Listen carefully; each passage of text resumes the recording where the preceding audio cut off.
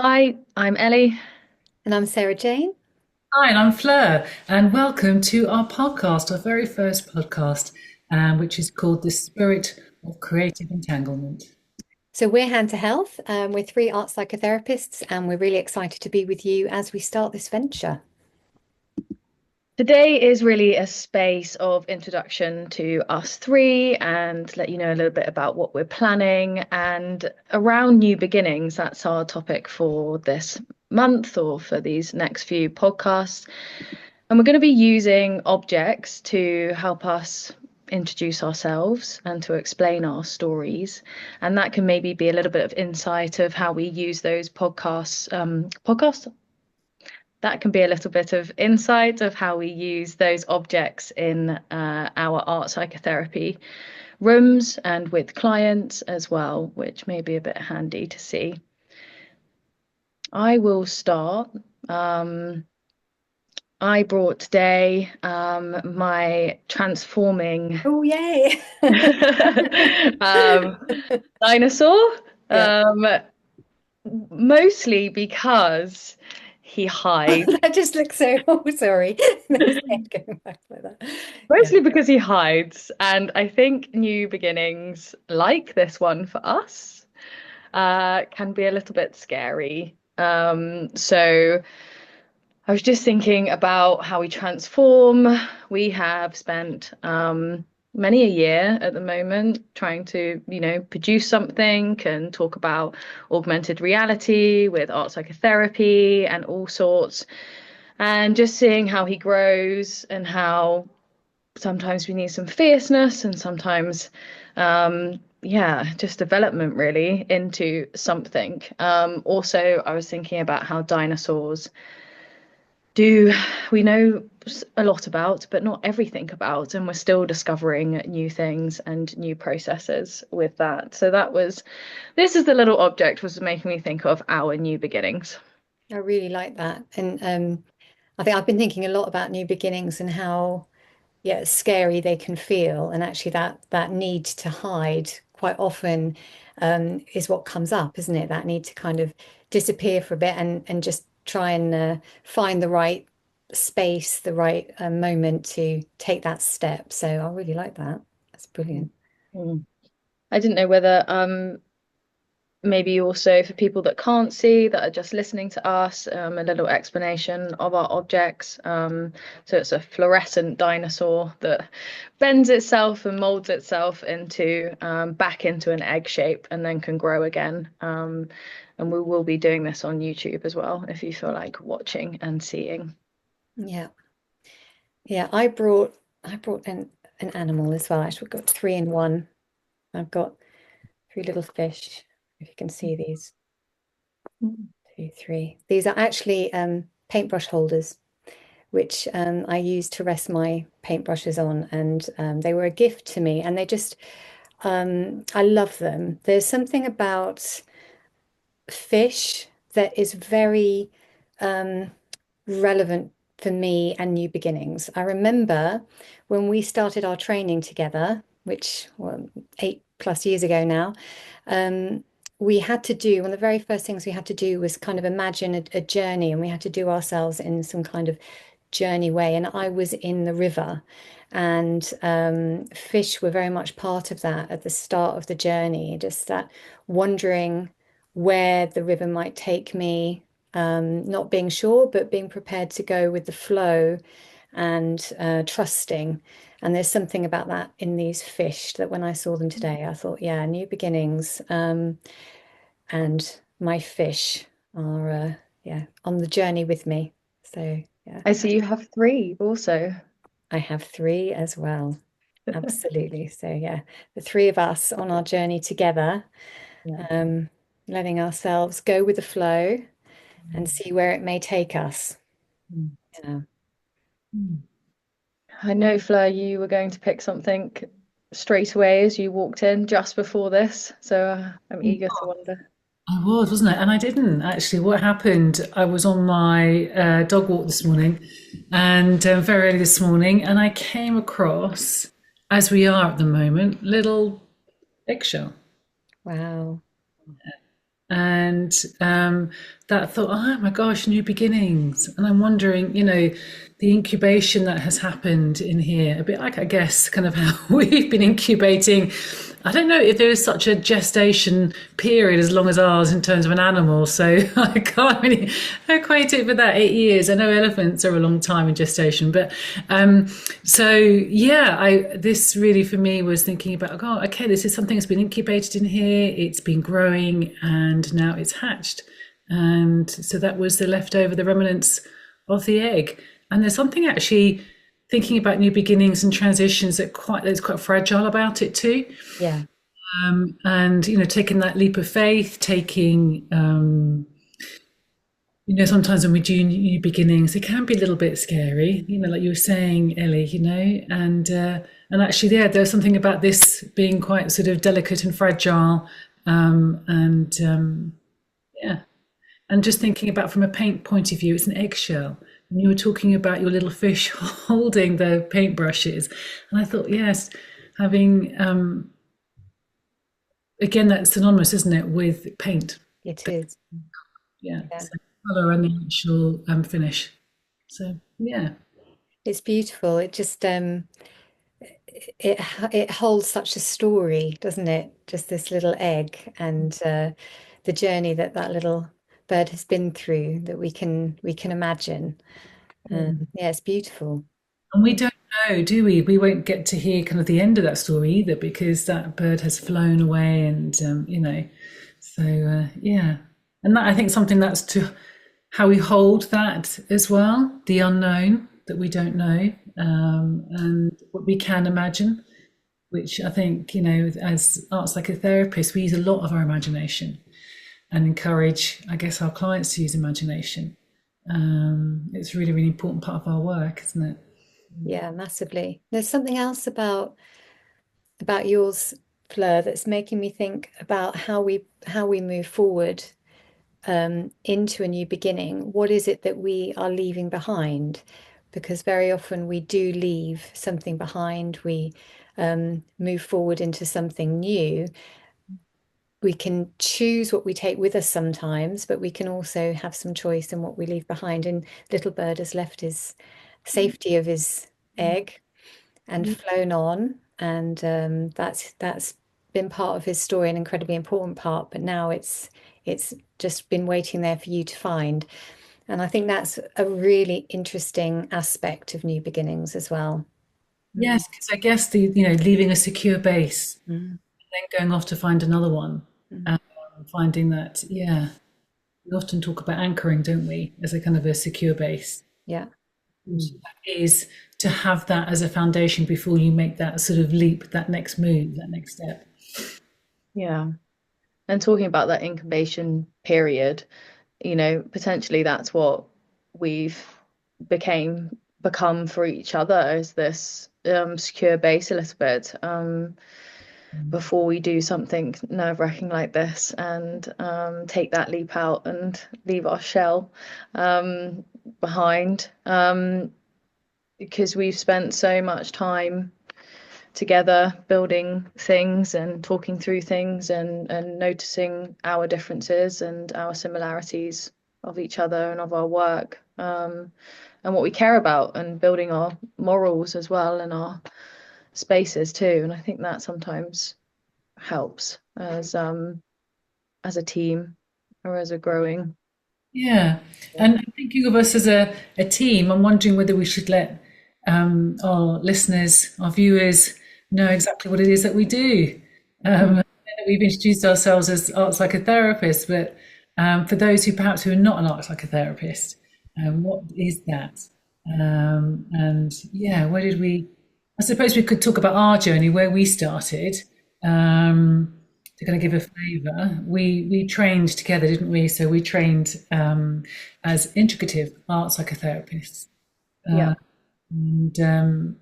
And that for us means that we trained in different modalities in terms of the way that we can use the arts in therapy. So think about those. The 7 for us was art, obviously, sand, clay, Poetry. Poetry, yeah, puppet and drama, Yeah. Puppetry. puppetry, yeah. What other? Is that? I wasn't counting.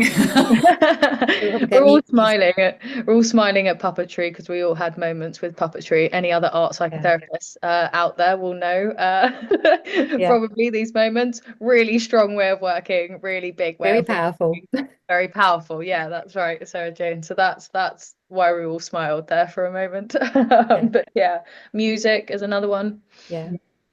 Yeah, for Yeah. sure. Wonderful ways of working, I think, which I think that integrative for me, I know that when I was looking at which course I wanted to do, it was the integrative aspect that really drew me to it, because it means that we can really work with the person in the room with us.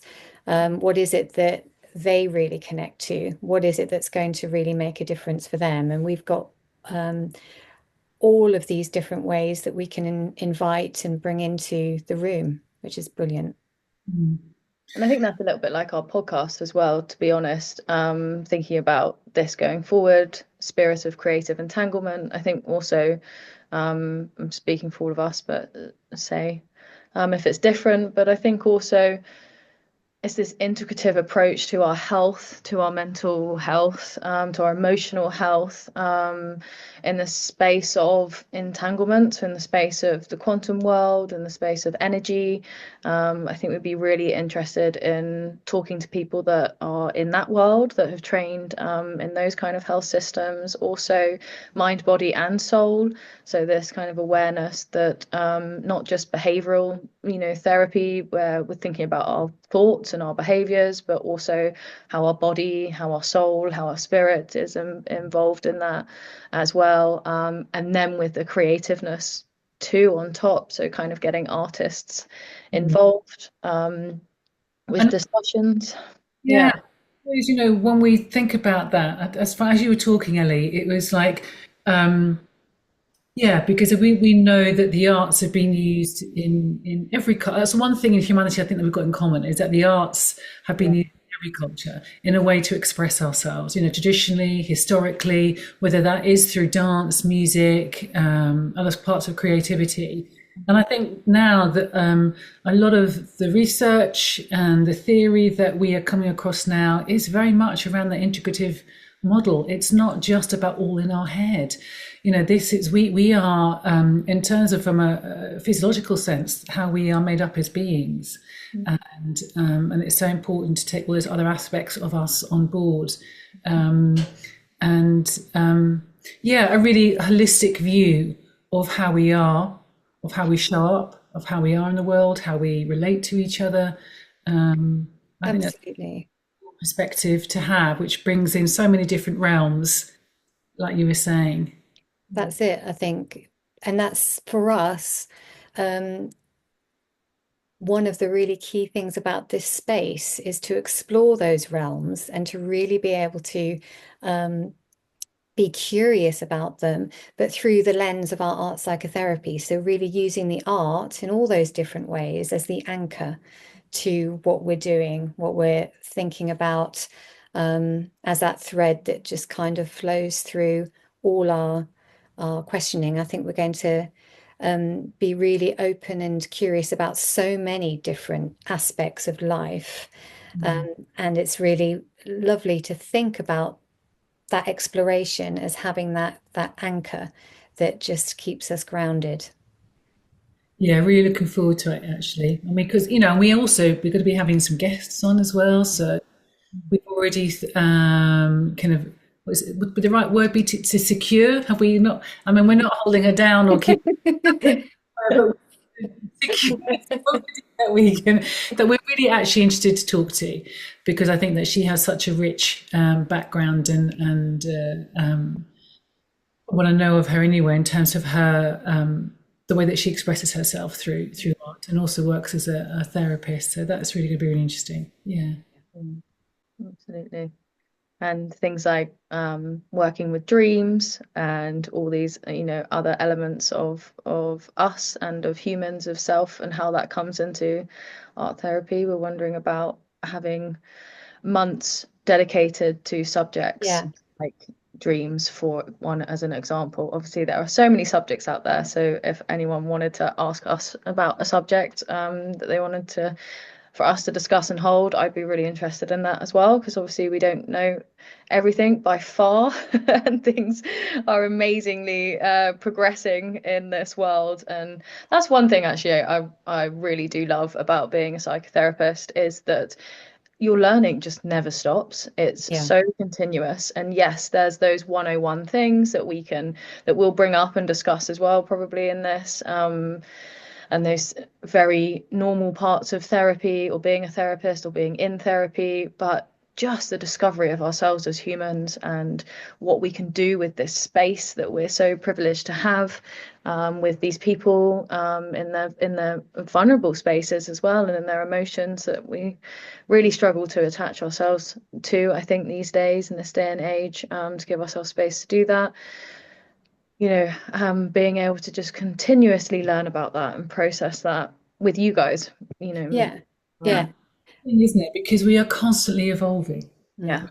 Even as as a human race, we are constantly evolving, and it might seem quite incremental, or it might, for some people, seem quite huge, but we certainly are. And there's no way I would sit here and be an expert on all of that. And I think that's what a very privileged position I feel that I hold, that I am able to learn so much continually, and feel very humbled, I suppose, by those that I meet along the way, in order to Yeah. keep going, about what might be sort of ticking over in my mind, and what I might be paying attention to, and what I might be wanting to pick up and read, or just explore, or there are just so many facets. So I'm very grateful actually for that. Yeah. Yeah. I think for me, I recognize it goes a bit like this sometimes, where, suddenly I'm just, something opens up, another door to something, and I get so excited and I want to dive straight in. And then maybe I feel overwhelmed with the amount that's there for us to think about and expand into. And um, I'm so grateful to have had this space with you too, because for me, that has been a huge part of our relationship and our growth together, has been able to think about these things with you two, and explore and wonder and be curious about. And this podcast is just an extension of that, isn't it, really? Yeah, how yeah. we offer that out to other people to come in and join with that kind of that curious thinking. Yeah, for sure. So I was thinking it would be really interesting, perhaps, for us to give an example of a new beginning that we've experienced, give a sort of personal, individual um, look at what that's been like for us. Mm. Mm. Yeah, so many. Uh, Yeah. Yeah. yeah, where to start exactly. And it might be the writing behind you, Sarah Jane, that's made me think of this, but I'm going to talk about the leap I took at about 20 years old to move to Hong Kong, with about £400 in my bank account, and what that was like, both freeing, extremely freeing from what I was, for want of a better word, probably running away from here. Um, but coming to, and the excitement of something new, a whole new country, but also the awareness that there were people there that I kind of knew, and could maybe get involved in and get in a place in. But on the flip side of that, this anxiousness, that I think comes with starting something new, and what that is going to be for the rest of your life. Because I think that's, maybe it was my age at that time as well, but I think that sometimes a big change like that, you kind of hold it in so many years, you think that might just be you forever then. Yeah. And you don't realize, that there's been multiple places I've lived since then. And back in the UK, which I never thought I was going to settle in, I've settled back in the UK. And yeah, and just how much you place on one decision, in one, holding in one hand, how much you place on one decision, and then in another hand, how loose that decision Yeah. actually is Yeah. The once made. reality. And the Yeah. reality, yeah, and how we get stuck in that this must work, this must be good. I must show X, Y, and Z that this is a good thing and I haven't made a massive mistake. And well, fear of mistakes, I'm sure we could do a massive podcast on that. Hold that thought. Yeah, because I think that's big. So that's one that pops up in my head about my life. Yeah, interesting. And it resonates in lots of ways with the first one that popped up in my mind. And I'm really intrigued, actually. I won't explore it too much now, but I'm intrigued why this was the first one that popped up into my head. Because, like you, Ellie, I'm in countless new beginnings across my life. But this one was actually one that was full of resentment and anger. And as a child, I felt I had no choice in this new beginning. And so it was when I was 10 and at the time living in America and having a sort of golden childhood on the beach, having this incredible, incredible life, and then coming back to the UK, which was our home. But I had sort of distant memories of it from when I was younger, and I really was desperately upset that we had to come back and I had to leave my home and my friends and my school and my life. And just thinking about what it became, which was an incredible new beginning, when I could, it wasn't anywhere in my imagination as to what it might be. And it did become the start of a new life for me. But just thinking about how tough new beginnings can be when they're enforced and how that then plays out in different ways and how that can become just interesting that was the first one that came up for me. So it's really stuck somewhere. Yeah, and what that's like to work through that resentment. I know you were a child, but still, that could have stuck in so many ways going forward. Yeah. Around attachments to this country, attachments to people that said that you had to go. That's quite an interesting one in the aspect of where it started, because Yeah. usually we try and take these new beginnings, don't we, and make them positive and Yeah. make them Yeah. work, and we're hearing negative things about them is actually quite a scary thing. But to wonder about one that started with resentment and what that looks like as a child to work through. Yeah. I was thinking about choice then, Mm. because I'm wondering, Ellie, when you went abroad, that was through a choice. That was something that perhaps was Ellie considered and thought about, and and if you went through that. Slightly. I knew I wanted to do it. Getting off again. But Sarah Jane, I was thinking around, choice, apart from the fact of your age, you were 10, so really you didn't have choice, because it would have been, I'm imagining, a parental decision. Oh, yeah. And and how that was forced upon you. And it wasn't something that, Ellie was saying, that you were actually considering and thought about and looking forward to. Yeah. No, the complete opposite. Yeah. Dread was the feeling. Yeah. Yeah, the one that came to my mind was having my first child. And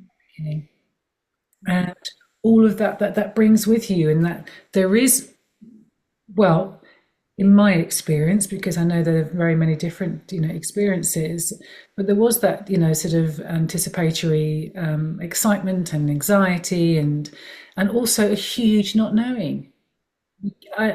You can't prepare someone for parenthood in a sort of pre-child, post-child, whether it's your birth child or whether it's a child that has come to your family or whatever it might be. I think it's a very interesting kind of transition to make from being a non-parent to being a parent. So for me, I think being a parent, which came with the birth of my first child, was a new beginning in so many different layers and ways in my life. Yeah.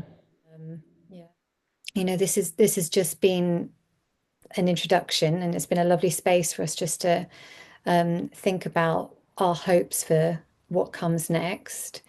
And we'll be bringing a lot more of ourselves and our hand to health journey in the the podcasts that come next. Yeah. But for now, we're going to be staying with the theme this month of new beginnings. We've got a guest who's going to be coming on that we mentioned before, our guest Jess, so she'll be joining us later in the month. Yeah. Yeah, and we're still learning through this too. You know, in the beginnings, you are sort of taking those tentative steps into something that you don't quite know, fully. And so we will continue to learn, and so will our podcast continue to evolve. So yeah, looking forward to that. Yeah, I'm really aware that I've been holding these through the whole thing. Just been kind of thinking about us making our journey downstream, Yes. and they've just been kind of quite grounding. Yeah. I've been wondering how I've been watching mine try and balance on the desk it does balance once you get the right thing. So that's what I've been doing, which is interesting, thinking about us three being a balance through Yeah. this. Yeah. Yeah. So thanks for trusting the process with us today, and we hope you will in the future also. And goodbye from Ellie. Bye from me, Sarah Jane, and looking forward to hopefully seeing you next time. Yeah, and thank you from me and Fleur. So, and absolutely look forward to meeting again in this space for whatever that may bring.